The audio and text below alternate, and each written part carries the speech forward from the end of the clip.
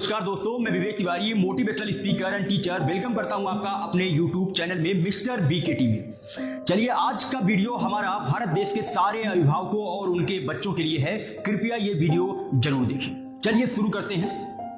देखिए, अपने बच्चों की पढ़ाई के लिए किसी पिता ने खेत बेच दिया, तो किसी ने लंबा कर्जा बैंक से लिया, तो किसी माँ के जेवर बिछ गए। उद्देश्य केवल एक था कि अपने बच्चों को अच्छी शिक्षा देना है, अपने बच्चों की पढ़ाई में किसी प्रकार की कमी नहीं करने देना है। दूसरी चीज, कुछ लोगों को सनक सवार होती है अपने बच्चों के ऊपर जबरदस्ती विभिन्न प्रकार की परीक्षाओं का बोझ डालने में।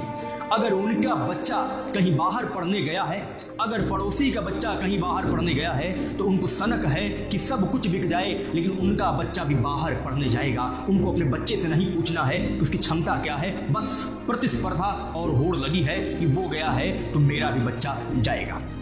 चलिए बात करते हैं उन अभिभावकों की जो 10th पास करने के बाद ही अपने बच्चों को कोटा या बड़े शहरों में कोचिंग के लिए लाखों रुपए खर्च करके भेज देते हैं। मैं उनसे कुछ प्रश्न पूछना चाहता हूं, क्या कोटा गारंटी कार्ड देता है आईआईटी या मेडिकल में सिलेक्शन होने का? शायद नहीं। क्या 10th पास करने के बाद आपका बच्चा इतना परिपक्व हो चुका है कि घर से हजारों किलोमीटर दूर जाकर वो अकेले वहां पर सरवाइव कर सकता है? शायद नहीं। क्या आपने अपने शहर में कभी ऐसे टीचर को ढूंढने की कोशिश किया है जो आपके शहर में उस बच्चे को उस लेवल पर ट्रीट कर सके जो उसको कोटा या बड़े बड़े शहरों में ट्रीट किया जाता है? शायद नहीं। आपने तो ढूंढने को सोचा ही नहीं। यदि ढूंढ भी लिया होता और आपको अच्छा टीचर मिल भी जाता तो शायद आप पैसा न देते, क्योंकि आपके दिमाग में तो बड़े शहर में भेजने का जुनून लगा हुआ है।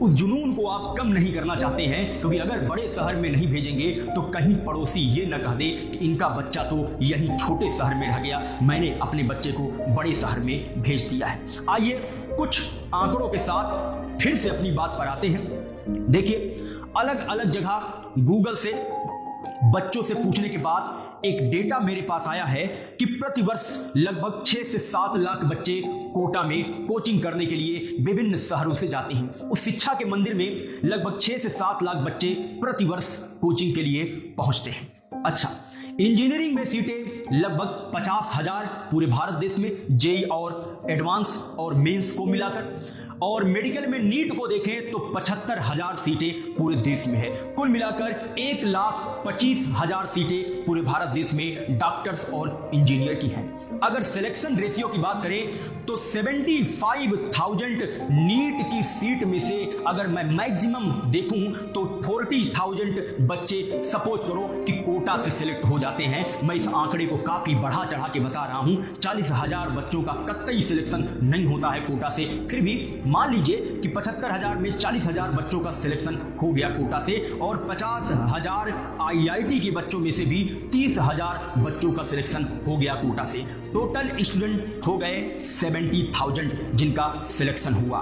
पढ़ कितने बच्चे रहे हैं? 7 लाख। 7 लाख स्टूडेंट में से केवल 70,000 स्टूडेंट का सिलेक्शन हुआ। अगर प्रतिशत आप निकालेंगे तो जाके 10% बैठता है। मतलब प्रतिवर्ष कोटा से केवल 10% बच्चे सिलेक्ट होते हैं और 90% बच्चों का सिलेक्शन नहीं होता है। अच्छा, जिन बच्चों का सिलेक्शन नहीं होता है, आइए बात करते हैं। गार्जियन ने मोटा पैसा लगाकर अपने बच्चे के ऊपर इंजीनियर और मेडिकल में जाने का दावा ठोक दिया कि तुमको जाना है वहां, तुमको कोचिंग करना है, तुमको डॉक्टर और इंजीनियर बनना है। भेज दिए। बच्चा पहुंच गया कोटा में बड़े से इंस्टीट्यूट में। 10th पास करके एक बच्चा जिसकी अभी अल्प आयु थी, जिसने अभी स्कूल और घर के अलावा बाहर कुछ नहीं देखा था, उसको अचानक आपने विदेश यात्रा पर भेज दिया। आपने उसको इतनी दूरी पर भेज दिया अकेले।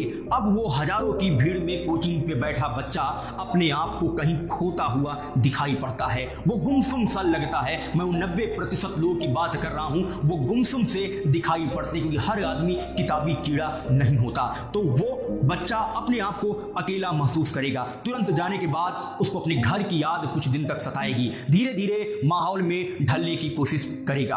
और सबसे बड़ी चीज, उस बच्चे को अगर वहां कुछ समझ में नहीं आ रहा होगा या बच्चा वहां सरवाइव नहीं कर पा रहा होगा तो डर है उसको, ये आपसे कह भी नहीं सकता है कि पापा मुझे घर आना है, मैं यहाँ पर नहीं पढ़ पा रहा हूँ, मेरी मानसिक स्थिति ठीक नहीं है। आखिर डर किस बात का है?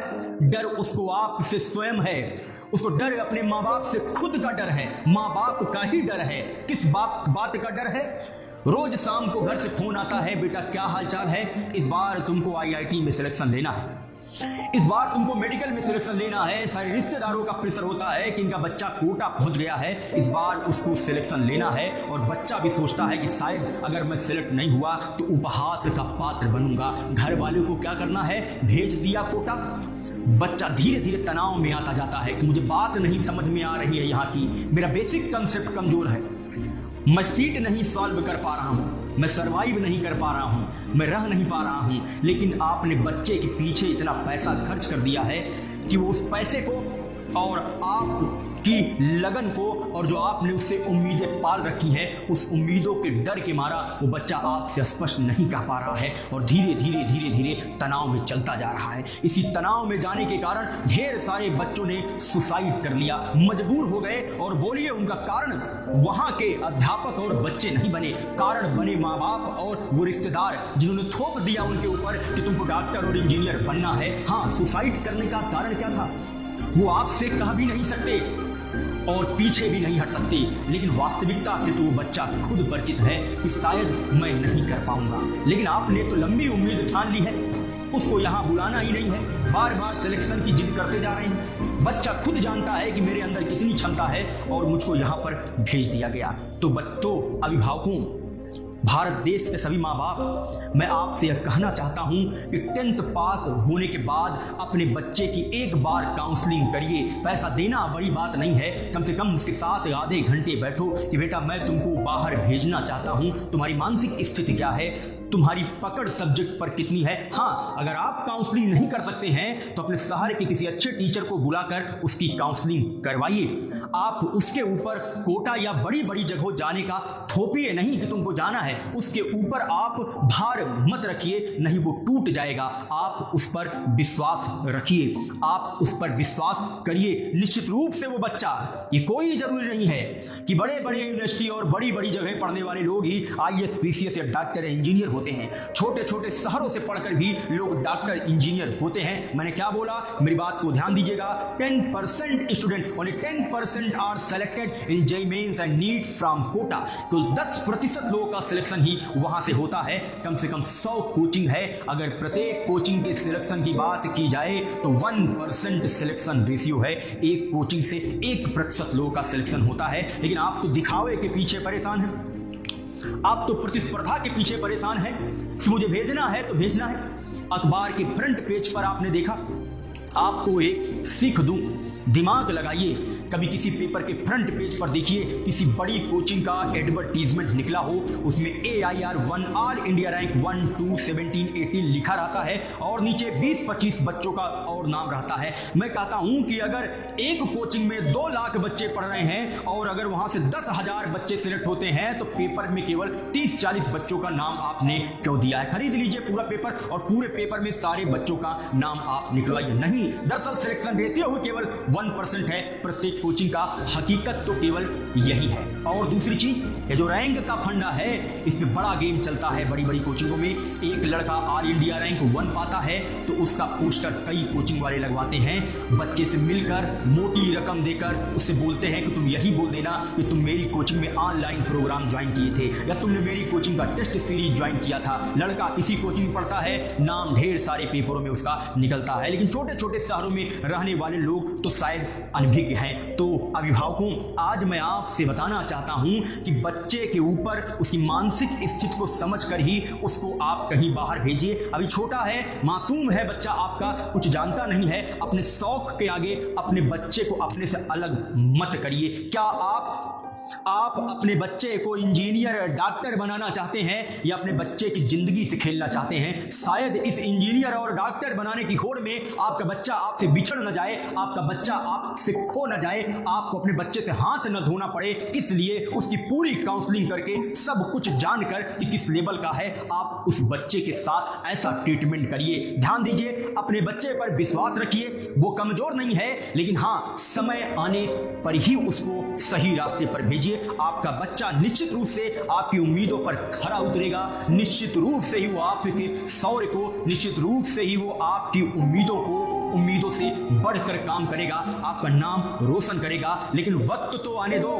वक्त का तो इंतजार करिए पेरेंट्स, वक्त का इंतजार करिए इस देश के गार्जियन, वक्त का इंतजार करिए अभिभावक, और उस वक्त के साथ अपने बच्चे को आगे भेजिए। क्यों? क्या आपका पैसा मेहनत से नहीं आता? बिल्कुल, मेहनत की कमाई आप खर्च करते हैं। आइए एक डेटा के साथ अपनी बात को एंड करूंगा। 10th के बाद जो बच्चे कोचिंग करने के लिए कोटा जाते हैं, मैं एक आंकड़ा बताता हूं आपको। एक किसी भी स्टैंडर्ड कोचिंग में 2 साल की फीस कम से कम 3 लाख रुपीस, 3 लाख रुपए, साथ में रहने और खाने का खर्चा भी कम से कम 4 लाख रुपए, हो गया 7 लाख रुपीस। और जो 11th 12th का ठेका लेते हैं पास कराने का, जिस स्कूल में आपका इनरोलमेंट रहता है, कम से कम 1 लाख रुपए बोलेगा, हो गए कुल 8 लाख रुपए 2 साल में आपने खर्च कर दिया। और 2 साल बाद आपका बच्चा बोर्ड में बड़ा अच्छा परफॉर्मेंस नहीं कर पाया, लेकिन हाँ 75% के कट ऑफ को पार कर गया। आपको लगा कि चलो बड़ा अच्छा है, इसको फिर एक बार मौका दिया जाए, क्योंकि 75% से अगर नीचे आ गया होता तो शायद वो जेई में जाने का उसको मौका न मिलता, या नीट में भी आप उससे उम्मीद न करते। लेकिन क्योंकि 75% के कट ऑफ को उसने छू लिया है, तो आपने फिर एक बार उस पर बोली लगाने को ठान लिया और फिर 4 लाख रुपए टारगेट बैच के लिए उसके ऊपर फूंक दिए। तो 3 साल में आपने 12 से 15 लाख रुपए उसके ऊपर खर्चा कर दिया, बिना उसकी मनोस्थिति को जाने हुए। या तो आप बहुत धनवान हैं, या तो आप बहुत बड़े पूंजीपति हैं, या तो आप ईमानदारी से पैसा नहीं कमाते हैं। क्यों दूसरे को देखा देखी काम कर रहे हैं? क्यों पड़ोसी का लड़का गया है तो आप क्या शौक बताने के लिए आप अपने बच्चे को भेजे हैं? अपना सम्मान समाज में बनाने के लिए आपने अपने बच्चे को भेजा है कि मेरा बच्चा कोटा में पढ़ रहा है?